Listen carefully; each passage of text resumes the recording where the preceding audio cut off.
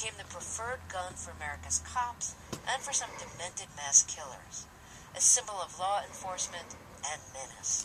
My guest, Paul Barrett, is the author of Glock, The Rise of America's Gun. Barrett writes about what set the Glock apart from other pistols and how it was marketed to cops, Hollywood, and individuals. The company Glock even managed to make a profit from the 10-year ban on assault weapons. Barrett is an assistant managing editor of Bloomberg Businessweek. Paul Barrett, welcome to Fresh Air. So if you think of the Glock as a celebrity within the gun world, what is it most famous for? It's most famous for its dark glamour. It's a gun that's been associated with mass murders, such as the shooting in Tucson about a year ago. It's a gun that has appeared countless times in Hollywood thrillers, and it's a gun you see every day in police procedurals on television. So I think that's the way most people would identify with it. But real law enforcement agencies use it too. Give us a sense of who, like which. Right, that's exactly right. The thing about the Glock is it's both image and it's reality. About 2/3 of all police departments across the United States authorized and purchased the Glock. These are departments such as the New York Police Department, the largest in the country, and federal agencies like the FBI, the DEA, Customs Service.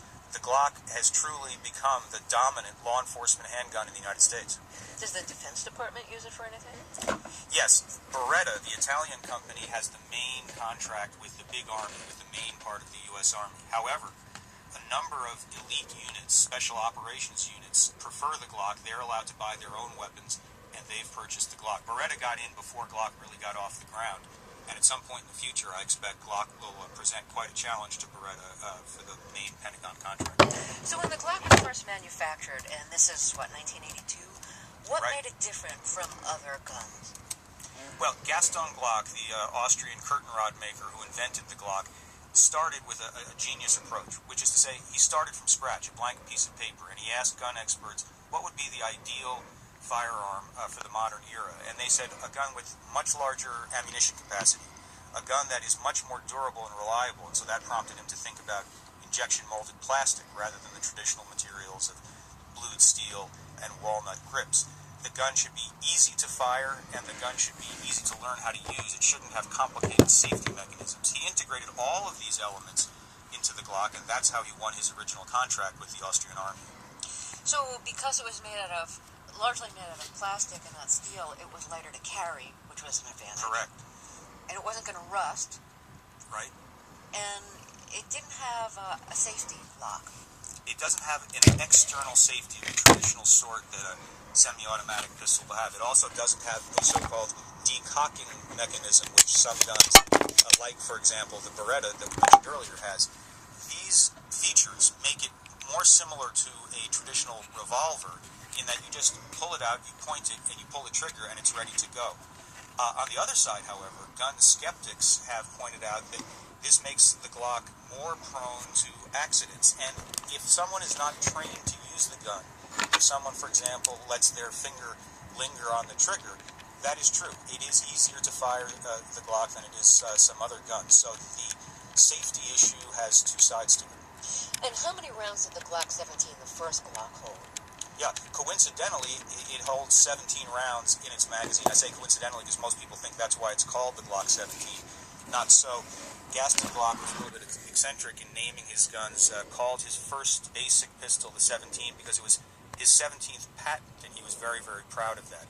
So that still remains the basic Glock model, but you can have up to a 33-round magazine in a Glock, so it can have quite a bit of capacity. So, an Austrian named Gaston Glock, who isn't even in the gun business, decides to manufacture a gun from scratch to suit what the Austrian army needs, comes up with a Glock 17. It works really well. And then U.S. law enforcement agencies start buying it, in part because the invention of the Glock coincides with a lot of American cops feeling outgunned by gangs and drug lords.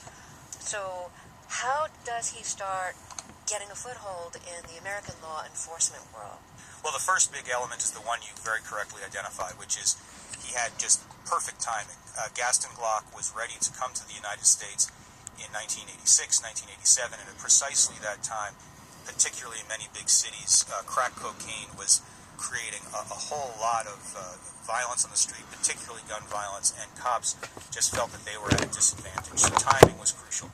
Second thing was, Glock himself is not really much of a salesman, but he was smart enough to hire a genius salesman in the United States, a transplanted Austrian who had been selling weapons to police departments around the country for many years. And this man, Karl Walter, was really something of a guru in figuring out how to appeal to the police, whether that meant offering them extremely attractive financial terms, or it meant hosting police procurement officers at Atlanta's notorious Gold Club, the most famous strip club in town. This was a guy who could make a deal with anybody and figure out how to sell the Glock. Well, this guy, the salesman, is really interesting in and of himself. His name's Karl Walter, and what was he doing? How was he selling guns before the Glock?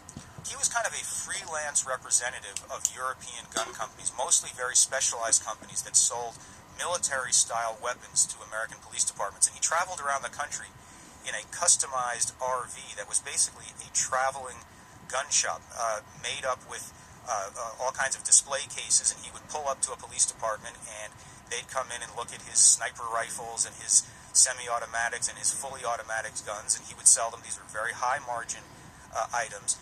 And this gave him a lot of entree to these same police departments when he came back and said, I've got a new product. This is not a fancy product. This is a basic product. This is going to be your new basic handgun. And he had a lot of credibility with these departments. And again, he was a very, very persuasive guy, charming guy. And, he was amenable to taking people out to expensive dinners, taking them out to see adult entertainment. Whatever it took, Karl Walter got the job done. So before we get to the kind of deals that he made, what were the selling points of the Glock itself when it came to selling them to American law enforcement agencies? Right. Well, the large capacity we talked about was really the central point.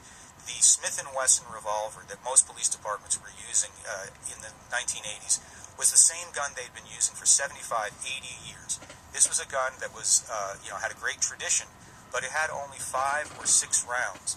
And here came Glock saying, we offer you 17 rounds in the magazine, and by the way, it's a lot easier to rearm your gun when you're under pressure in a gunfight, so you can get another 17 rounds real quick, rather than having to push bullets into a cylinder. The second big thing was, if you're going to switch from a revolver to a semi-automatic pistol, it was much easier to learn how to use the Glock. As we mentioned earlier, it doesn't have complicated safety mechanisms. It doesn't have a decocking lever.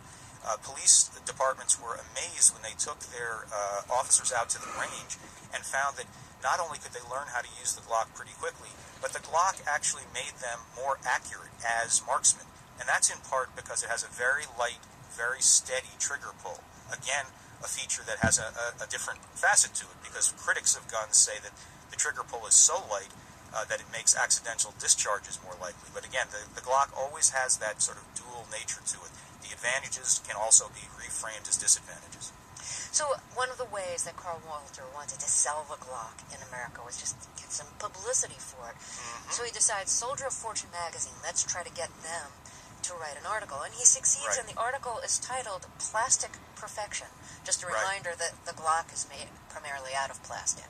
So that's why right. it was headlined Plastic Perfection. So how helpful was this Soldier of Fortune article in actually publicizing the Glock? Well, this was crucial because the article was written by a very credible gun writer named Peter Kokalis, who was well known in gun circles, both law enforcement and civilian.